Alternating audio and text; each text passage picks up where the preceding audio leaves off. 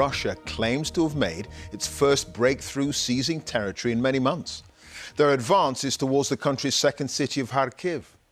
This is the map of the battlefield that we've become used to seeing in recent months, with red marking the areas in the south and the east under Russian military control. But now a new front has opened up to the northeast near Kharkiv. These communities are used to Russia being close, but not this close. For 4 days, bombs have rained down here, and the window to leave is shrinking.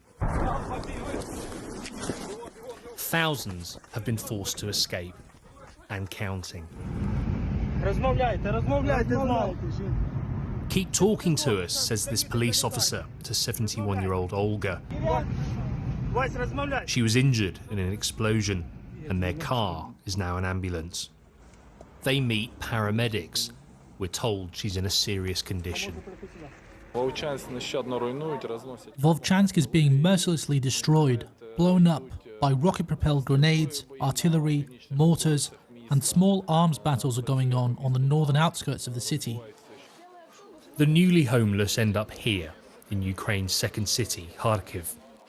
People are terrified, they are stressed, they keep their animals with them. So everyone is in a huge stress because of the constant shelling and of the shock of the Russian offensive. Volodymyr said he went to feed his animals when he encountered machine gun fire in all directions. For now, Kharkiv city is a place of relative safety, but for how long? While few think the Russians are capable of taking it, they could soon be in artillery range. Our task is crystal clear: to stop Russia's attempt to expand the war. The fulfillment of this task depends on everyone who is on the ground. Missiles routinely hit Kharkiv. If this offensive isn't contained, the destruction will be even greater. Ukraine is struggling to hold what is a new front line. James Waterhouse, BBC News, Kyiv. Well, Jeremy Bowen is here with me. One wonders how much of a moment this actually is, this development in the course of the war. Undoubtedly, it's a moment. If you look at the feel of those pictures, the kind of things that were in that report, we've been quite used now to months, years of absolutely brutal artillery exchanges, but now there's movement and the Russians are pushing in, and the Ukrainians weren't ready, clearly, for this. The commander of the area has been replaced. A bit too late for that, perhaps. And it's not the Russian army that tried to march down the main road into Kyiv in 2022 and got destroyed in the process. They've learned lessons. They've learned how to target their missiles and their drones to take advantage of Ukraine's very depleted air defences. They're good at electronic warfare.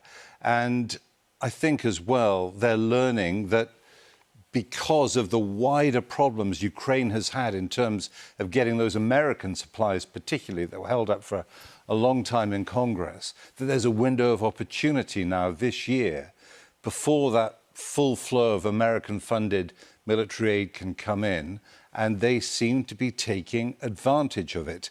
Longer term, they brought in a new Minister of Defence. He's an economist, and that suggests that rather than trying to get him to run the war, he doesn't do that, that's for the generals.